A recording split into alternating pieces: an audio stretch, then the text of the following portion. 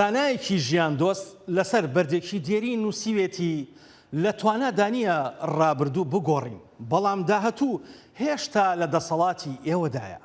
لە واشنگتن دیسیەوە سڵاوی ستافی زایڵی داهێنانتان لێبێت.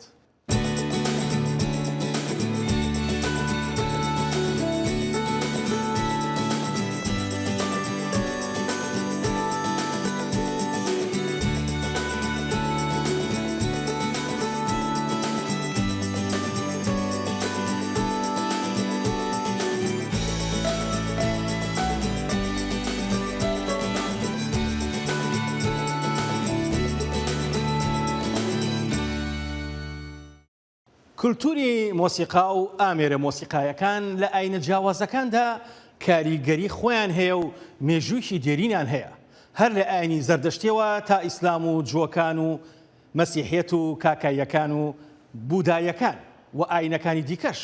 فەرحان هەورامانی بۆ زایەڵە ئەم ڕاپۆرتۆی بۆ ئامادە کردوون.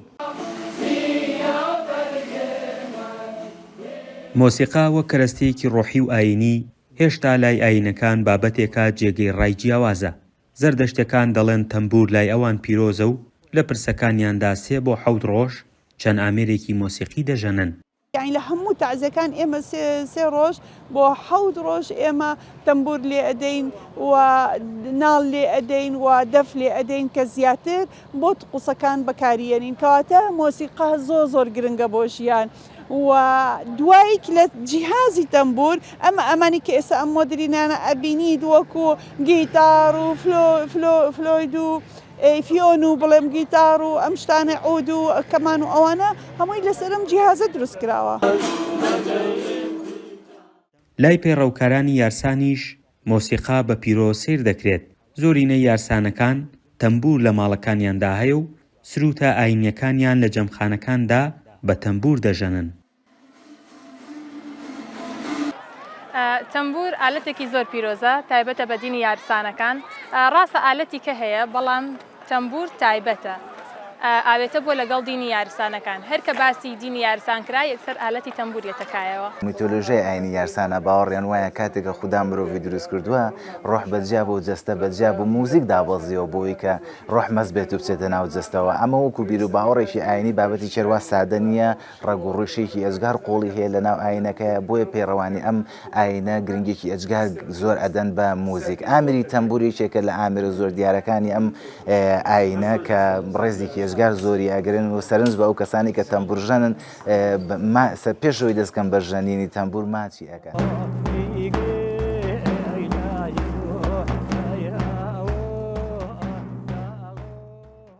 لە ئاینی ئیسلامدا مۆسیقا ڕای جیاوازی لەسەرە. بەشێکیان مۆسیقا بە حرام دەزانن و بەشێکی دیکەشیان وابەستەی چۆنیەتی بەکارهێنانی دەکەن. هەندێک ئامر لە ڕووی شەرعیەوە لە ئیسلامە ئەسڵ وەکو ئەسڵ مباح بۆ بەکارهێنانی، هەندێکی ئستەش بە ئستەشەوە دروست نیە و حرامە بەکارهێنانی. باش ئەوانەی کە مباحن بەکارهێنانیان ئایا لە هەموو ئاینزاکان یان هەموو زانایان پێیان وایە دەبێت لە هەموو کات و شوێنەکە بەکار بێت؟ نەخێر.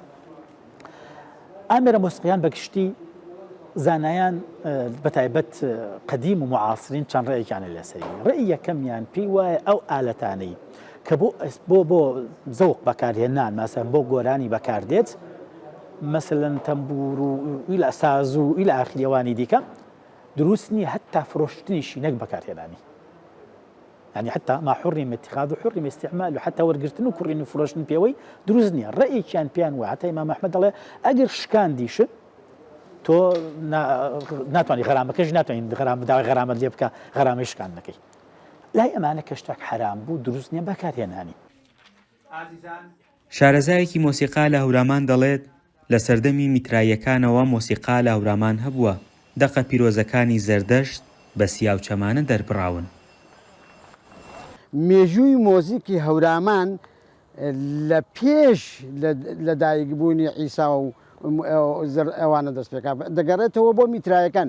لە میترایەکانەوە ئاوازی سیاچەمانە هەبووە. سیاچەمانە واتە ئاوازی ڕەسەنی هەورامان کە لە بەردەمی ئاتەشگەدەی زەردەشتیە ئەو موغانی زەردەشتیە بە شعری گاتاکان ئاوازی بەرزەچڕی سیاچەمانیان وتوتەوە. ئاوازی بەرزەچڕی سیاچەمانیانی مۆسیقا. مۆسیقا لەگەڵ هەموو تێڕوانینە جیاوازەکان بۆی، بەڵام بووەتە زمانی ڕۆحی و ناسنامەی گەلانیش. جیا لەو ئامێرە مۆسیقانەی کە ئاینە جیاوازەکان خاوەندارێتی لێ دەکەن لە گەشەی فراواندایە، زانستێکە لە زانکۆ و کۆڕ و کۆبوونەوە شادی و ئاینی و عیرفانیەکانیشدا دەخوێنرێت. فەرحان هەورامانی، دەنگی ئەمریکا، هەڵەبجە. ماوەی 20 ساڵە کاری هونەری و چالاکی بۆ ژنان ساز دەکات. خاوەنی چەند ڕێکخراوێکی ژنانە و بەردەوام تا ئێستاکە کار دەکات. هاوکات هەموو شانە و یان ئیشە سینەمایەکانیشی لە پێنا و ژن و ژیان و ئازادیدایە. وەک ئەکتەرێکی سەرکەوتوو لە چەندین فیلمی سینەمایی و کورتە فیلمدا بەشداری کردو و زۆربەشیان لە فیستیڤاڵە نێودەوڵەتیەکاندا بەشدارە. هاوکات وەک دیزاینی لۆکەیشن و جلوبەرگیش و تا ئێستاکەش هەر لەو کارانە بەردەوامە، بەڵام ئەوە ماوەی 2 ساڵە هاتۆتە وڵاتی ئەڵمانیا و دەنووسێت و کاری دەرهێنانیش دەکات و تەنها لە ماوەی 2 ساڵدا زیاتر لە 10 کاری شانۆیی بەڕێوە بردووە وەک نووسەر و دەرهێنەر و ئەکتەر. ئێستاش کەژان ئەسەدی میوانی زایڵی داهێنانە. کەژان خانم کاتت باش. کاتت باش کاکەسوگیان باشی. زۆر سپاس، زۆر خۆشحاڵ بووین بە دیدارت، شاد بووینەوە لە دەنگی ئەمریکاوە. کەژان خان، ئێوە بانگێشتکران بۆ فیستیڤاڵێکی شانۆ لە شاری کۆڵن و بۆ بەرنامەی تایبەت بۆ شاری ماینس بۆ زانکۆی هونەری شاری کۆڵن. دەتوانن ئەو چالێکیە گرنگەمان بۆ باسکەن و بەشداری خانمێکی کورد لەبێت چۆن بوو؟ هەر بژیت زۆر پرسیارێکی باش بوو بە تایبەت لەو سەردەمەیدا کە ئێمە وەکو هونەرمەندێکی بە هەڵوێست بێ هەر هاوکات لەگەڵ ئەو خەڵکەی کە لە شەقامن ئێمەش بەشی هەڵوێستەکانمان و اعترازەکانمان وێڵ نەکەین. دیارە لەو ماوەیە من بەڕاستی ئەوە دەڵێم کە ئەگەر ئەوان لە شەقام نەخەوتون، منیش لەو ماوەی بۆ 3 مانگەچێ بەردەوام لە نووسین و دەرهێنان و ئەکت و شەقام بە شەقامەکانی ئاڵمان هەوڵم داوە دەنگی ئەوان بگەێنمە وڵاتی ئاڵمان و لەوانەیە وڵاتەکانی تریش. هەر بم بۆنەوە وا بوو کە دەستکەوتەکەشی بە خۆشحاڵیەوە ئەوە بوو کە بڵێ من بانگێشتکرام بۆ فستیواڵی کۆم کە 28 ساڵە بەڕێوە ئەچێ بەڕاستی ئەوە لەوانەیە گروپی کوردی تا ئێستا بەشدار نەبوو بێت لەم 28 ساڵەیە، بەڵام ئەم ساڵ بەڵێ من بانکێشتکرام و کارێکی شەقامیم بەڕێوە برد کە کارێکی خۆم ناڵێم، بەڵام لە نەقد و بەڕاستیەکەیە کارێکی باش دەرچوو بوو. بەڕاستی خەڵک لەگەڵ ئەو کاڵە کارە هەڵوێستی گرت، لەگەڵمان ئیشی کرد و هاوکاری کرد. هاوکات دەنگدانەوە و ڕنگدانەوەی ئەم ئیشەیە زانکۆی هونەری ئاڵمان کە باشترین تقریبەن زانکۆیە کە باسی دیمەن و بە هەر حاڵ هونەر و هەموو ئەو شتانە کووەکاتەوە لە خۆیە. سیمینارێکی 2 ڕۆژەی بەڕێوە برد کە خۆشحاڵم منیش بانگێشتکرام بۆ ئەو سیمینارەوە دەعوەت بووم بە بردننی شانۆیەک و پیشاندانی ئازار و ئەزیەتەکانی ژنانی ئێران کە ئەو پشارەیان لەسرە بتوانم لە بەرامبەری بینەرێکی ئاڵمانیدا یا لەوانەیە هی وڵاتێکی تر ئەکتێک بکەم، پێناسەی خۆم بکەم، هەر ئەوە کە بەڕێوبەرەکە وەکو کچێکی کورد من پێناسە ئەکات توانیم لەوێش بە خۆشحاڵیەوە سەرکەوتوو بم و ئەو بیشە بە جوانی بەڕێوە بچێ سیمینارێکی یەکجار باش بوو. بڵێ هەڵبەت وا دیارە بە هەڵەدانە چوو بم زیاتر لە 75 ڕۆژە ئێوە لەسەر شەقامەکان بەردەوامن لەسەر شەقامەکانی ئەوروپا بە تایبەتی ئەڵمانیا، هەم بۆ پشتیوانی بەس بە شێوازێکی هونەری جیاواز وەکو شانۆی سەر شەقام. پێشوازی گرنگی ئەڵمانیەکان و هاوکات ئەو خەڵکەم بینی لە سۆشال میدیایە کە چۆن پێشوازی لە ئیشەکانی ئێوەکەن زۆر گرنگ بوو بەلامەوە. ئەمێ پرسیارێکی دیکەت لێ بکەم سەرباری ئەوەی ئێوە سەرقاڵی شانۆن، بەڵام سینەماکارێکی باشیشن لە سینەماشە بەشداریتان کردو، هەم وەکو ئەکتەر، هەم وەکو دەرهێنان، هەم وەکو سکریپت نووسیش. وایە بێگومان ئەتوانم بڵێم لە پێشە بەشانەوە دەستم پێ کرد، بەڵام هاوکات لەگەڵ ئەو کە بگەڕێنەوە بۆ 20 ساڵ پێش من کاری سینەماییشم لەگەڵ ئەکتەکەم لەگەڵ شانۆ دەست پێ کرد. خۆشبەختوانە توانیم کە ئەو باڵانسە لە ناو ئەکتا لە بینی سینەما و شانۆوە ڕاگرم، ئەوڵین کارم لە بیرمە بە نێوی نیشتمان بوو فەرهادی مەسکوو دەرهێنەری بوو کە لە مەریوان لۆکیشنی بوو تا دواییش کە بەردەوام بووم لە کاری سینەمایی و لێرەوە ئەوە ساختەوە کە من زیاتر لە 5-6 کاری بڵندی سینەماییم هەیە و کاری کۆتاش لەگەڵیا بەڵام ئەو ماوەیە لێرەدا بەڕاستی هەم بە پێی دەرفەت و موقعەتی خۆم وەکو پەنابەرێکە لێرە بووم نەمتوانیوە ئەو ئیمکاناتێکە بتوانم فیلمێک دروست بکەم یا بەشداری لە فیلمێکا بکەم بەڵام لانی کەم توانیمە بەشی تەعاترەکە یا شانۆکە هەروە زیندوو ڕاگرم و وە بە تایبەت گرنگتر ئەوەیە کە لەم هەفتا ڕۆژەیە یەکسەر لە خزمەتی گەلی کووردا بووە و هەمیشە پێناسەی من لە هەر میدیایەکە کە دەرکەوت بم لە ئاڵمان بە ناوی کچی کوردەوە بووە و بەڕاستیش ئەڵێم کە کاریگەری هەبووە لەسەر خەڵکی ئاڵمان بە تایبەتی و هەر ئێستاش دوای کە زانکۆتەوە بۆ ئەمڕۆ دیسان بە من پەیامێک گەیشت کە کچێکی ئاڵمانی پەیامی بە مندا بوو دیسانیش داوایان کردووە لێم لە فەزایەکی کولتوری ئاڵمان بۆ تقریبا 14 مانگی تازە من پۆرفەرمەنس یاک شانۆیەکیان بوو بەڕێوە ببەم بازم ئەویشە هەر جێ خۆشەوە هیوادارم کە دەنگمان بگاتە هەموو دنیا.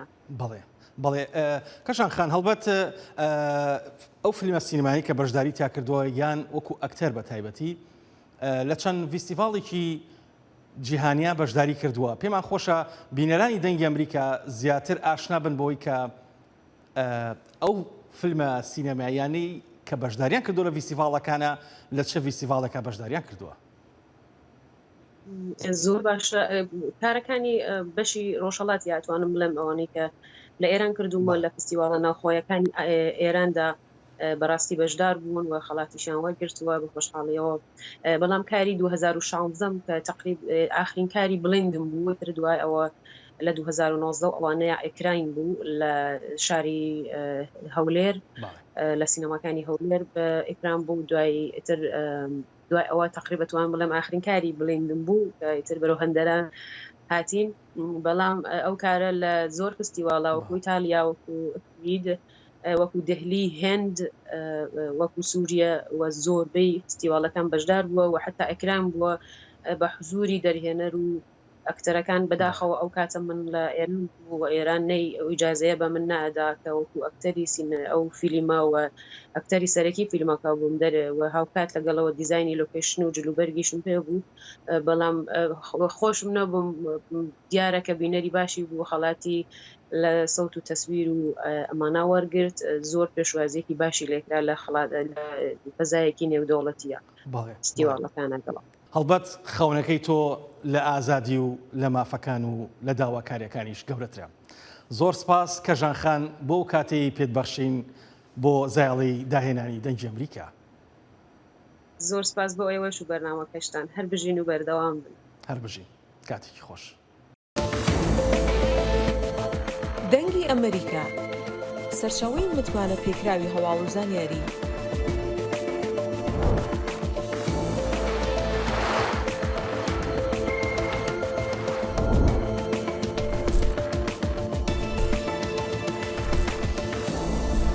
لە ماڵپەڕ و تۆڕە کۆمەڵایەتیەکانی دەنگی ئەمریکاوە ئاگاداری هەواڵ و گۆڕانکاریەکانی جیهان بە. ئەم ملپێچە ڕەنجینەی ئێستا بەرهەمی کۆمەڵگە ڕەسەنەکانی ئەمریکایە. هێشتاش ئەو کۆمەڵگەیە بەدەستی ڕەنجینی خۆیان هەڵ ئەسن بە دروستکردنی ئەو شتە کولتوریانی خۆیان و لە بازاڕەکانی ئەمریکا و جیهاندا ئەیفرۆشن. هاوکات زانایی بەنێوبانگی ئەمریکی و دۆزەرەوەی کارەبا و ڕیکۆردەری دەنگ و وێنەی جوڵاو تامس ئەدیسن دەڵێت گەورەترین لاوازیمان لە وازهێناندایە. هەمیشە دڵنیایی ڕێگا بە تا سەرکەوتن بە تەنها جارێکی دیکە هەوڵ بدەرەوە. لە جیهانەوە چەندین دیمەن و وێنەی گرنگیشمان بۆ ئامادە کردوون.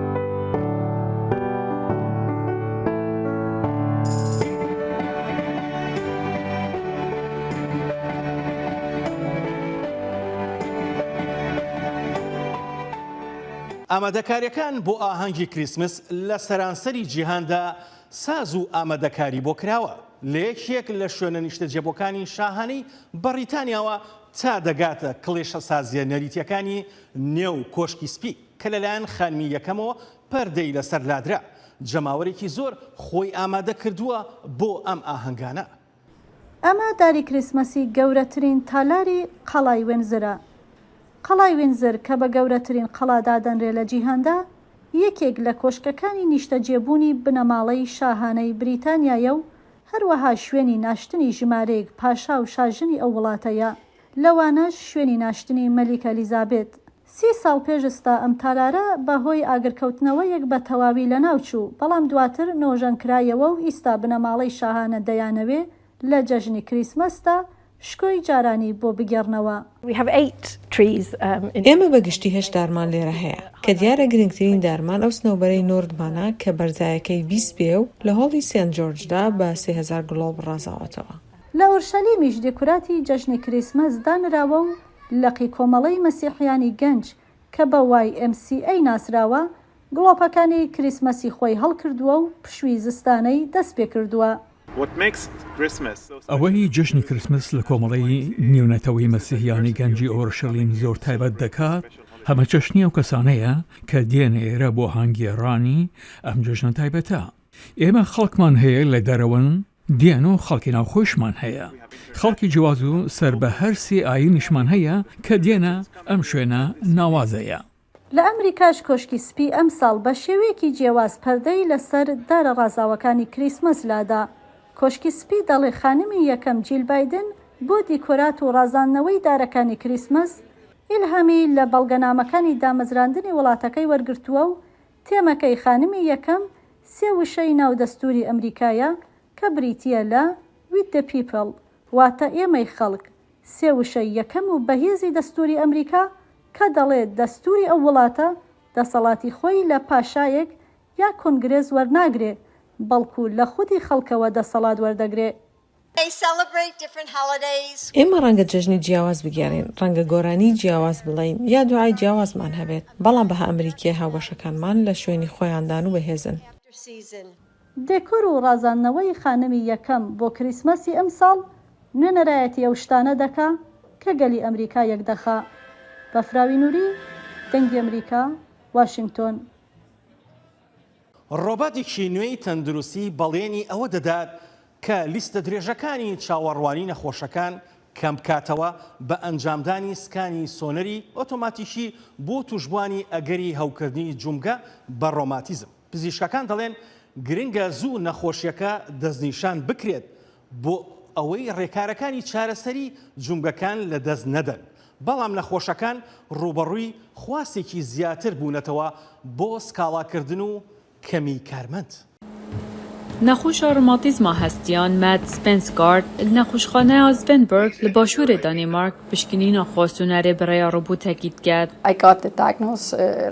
نەخۆشیان من دەرەنگ هاتێ دەستنیشانکردن و دڵاشێ من دێ نەها هەن گوهرتن هەنە بپرانی دڵن و هەستیên min de û ev bo dirêjahiya jiyanê ye ev yek girîng e ji ber ku gava ev guhertin li cem te hebe mirov nikare bibe wekê berê.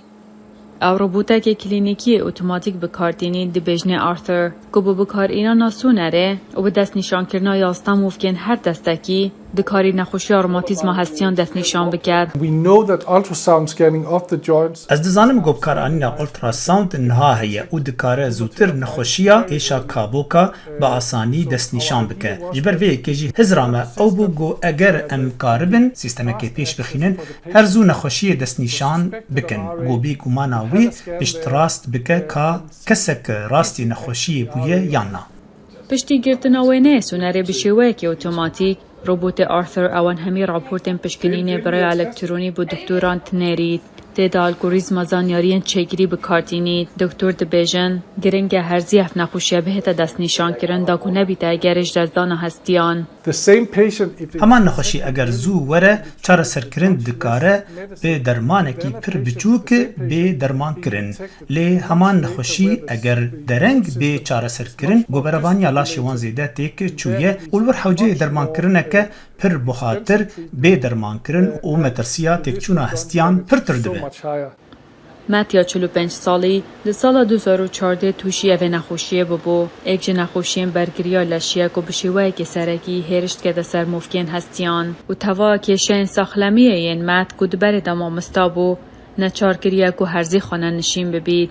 I hope if you can find out early. Hêvîdarim gel hûn bikarin zûtir vê nexweşiyê destnîşan bikin û zûtir çareseriyê werbigirin. Da ku wisa pêşve neçe. Levma heke ew bikaribin wê rawestînin. Beriya guherîna di hestiyan de ew ê bibe guhertineke pir mezin. Met destçûyê bernedaye ku rojekê vegerî tevwana gotine û ew duê hîviyê daye ku robotên wekî Arthur zîtir nexweşiyên wekî romatîzma hestiyan destnîşan biket berî ku nîşanên nexweşiyê derkevin. Hatîn mayî dengê Amerîka, Washington. بە هەوڵێکی بوێرانە تابلۆ و کارە هونەریەکانی مۆزەخانە گەورەکانی ئۆکرانیا ڕەوانەی ئیسپانیا کرا. دوای چەند مانگێک لە ئامادەکاریەکان کارە هونەریەکان لە ناو دوو بار هەڵگردا کۆکرانەوە و گوازرانەوە بۆ ئەوێ و ئامادەن بۆ نمایش. بدهان برهمین هنرین آوانگارد ین اوکراینای 100 سالا بیستان لموزخانه یا نتویی یا تیسن بورنمیزا لسپانیا تینه نمایش کرن. تابلوی دجاوی با حوزه ده ین نوخزایی دناوبرا سال 1900 حیا 1903 ده لأوکراینا یکم جارک و هنرک وها مزن و بنرخ جه اوکراینای دردکوه. روشاکو لجیر سی براوی پیک هاتیه کارکی مزن یناکوکیا روشنبیریه. بینجو یک جوان برهمان ji muzexaneyê Ukraynayê hatine evê gelek giring e ji bo me û parastina mirata me ku meşiya wan berheman ji deverên şer tê de derbixin û niha li cihekî amînin di baştirên muzexaneya cîhanî hilewestîne da ku xelk bên û berê xwe bidine evê proje giring bû bo parastina van tabloyan û tiştê giringtir ev bû ku çand û hunera Ukraynayî bi temeşewanên navnetevî re parve bikin. تیسن بورنمیزا گچاوی کارساز رحمتیه گل هولندا جدایک بویه و بنمای برهمین وان لمدریتی پیک هاتنه دما لسال 1992 هاته وکرن. پشتی روسیا هیرش کرا سر جیران خواه اوکراینا و هوالین خواه بیروکه خواه اینا گوره. بخوشکو ام وک پارازوانین وان هنرین تایبت و به همپاته بگیرن. لهفدم نرخا میراتا اوکراینا جی پیروز بکن. ku divan deh salên dawî de Rusyayê destanî eser û bi tevahî hatiye ji bîr kirin. Merema sereke bû bersîngirtina gotina Rusyayê bû ku dibêjit Ukrayna her nîne û rastiya van berheman yên Rusyayê ne. Pêşengehên hunerî yên navneteweyî yên bi şêweyekî yasayî tên li darxistin çend salan vedikêşit heta bêne rêkxistin. Rasta ku hemî xebatkarên mûzexana Ukraynayê ji bo parastina mîrata hunerîya Ukraynayê pir bixemin. Lê tiştê ku li herêmên dagîrkirî de diqewme ew e ku mûzexane têne talankirin. Ji bo nimûne mûzexana Xerson mixabin ev rewşeka pir xerab e. Ev jî bi xêr û bereketa serokê Ukrayna Volodymyr Zelenskî divan çend meha de pêk hat. Gehandina van tabloyan bo Medrîdê ku 3500 kilometran dûr e navaroka wan li ser serhatiyên şerî ne. Di meha Nîsanê de dê vê nimayişgehê bibne bajarê Kolin ya Almanya. Li wêrê heta meha Eylûnê wê bêne nimayişkirin. Hêlîn Sindî, Dengê Amerîka. فەوزیە قوچوو دایکێکی میهرەبان و پڕ لە ژیانە واتەمەنی دەبێتە 70 ساڵ خاتونێکی کوردی خەڵکی ئامودایە لە ڕۆژاوا خۆشەویستی ئەو بۆ زمان و کولتور و ئەدەبی کوردی وای کردووە خۆی فێری خوێنەواری بکات و لەو تەمەنەدا فێری نووسین و خوێندنەوەی کوردی ببێت. ئێستاش پەرتووکێکی جوانی چاپ کردووە بڵاوی کردەوە. زانە عومەر میوانی دایە فەوزیە بوو. د هەفتەی ساڵیا خۆدا فێری خوێندن و نویساندنا کوردی بوویە لەی خەوناوێ ئەفسینۆر دەرباز کرد. فەوزیە قچۆ ji Amûdeyê yekemîn pirtûka xwe ya bi navê bîranînên jineke Kurd imze kir. Bîranîn û lîstokên zaroktiya wê serpêhatiyên dîrokî û hestên wê yên wê demê navaroka pirtûka wê ye. مەچلۆ مەل دلیست مەلگەراجی گەراجا مەی دەراسا هەبوو مە دلیست وێدا و زارۆکی تاغی گشت حەوشامە بەت حەبیان حەوشامە مەزم بوو ئەم گشتی بە حەویان و مەدلیست و گەلکی چاغی کیف فەوزیە خانم نەچوو دبستانê û nizane bi zimanê Erebî. Bi keda xwe û bi alîkariya hevjînê xwe yê çûye ser dilovaniya Xwedê fêrî xwendin û nivîsandina Kurdî bûye. Asteke bilind gaveke pêşketiye di pirtûkxana Kurdî de dewlemend dibe newek helbestekê ye newek çîrokekê ye yanî evana pirtûkxana me dipirin lê evaya cureyekê nû ji dayîkeke nû ji hesê dayîkeke nû bi kedayê bi destekî derbû şejandiye û bi destekî û bi mejiyekî nivîsiye bi zimanê xwe hestê xwe anîye ziman ew dîrokaya dîrokeke pîroz. Ji nifşên nû dixwaze got li ziman û dîroka xwe xwedî derkevin û ji serpêhatiyên xwe bêzanîn nemînin. بین بخوینێ زمانی مەیە و نشخوار چیرۆکا بخوینێ و نشخوار هەر تشتی بخوینن. جامعێمە مە ئەول دەست پێکاوێ مە چیرۆکی سەیدای تیریژ ڕەحمە خودێ لێبێ متخواند. ما ئەو متخواندن و زارۆ کاردەکەوتن. Pirtûka bîranînên jineke Kurd di heyama pêş de ji zimanê Kurdî ji bo zimanên Erebî û İngilîzî dêbê wergirandin. Nivîskar Fewziya di pirtûka xwe de jînenîgariya xwe weke jineke Kurd, çîrokên jinên Kurd ên bajarê Amûdê û çîrokên siyasî û civakî yên Kurdên bajêr vedibêje. Her wiha hin çîrokên bûyerên giring ên mîna şewata sînemeya Amûdê di nava pirtûkê de cihê xwe digirin. Hêviyên Fewziya heftê salî hene got ew di pêşerojê de çend pirtûkên din jî binivîse. Zana Umer Dengê Amerîka, Amûdî.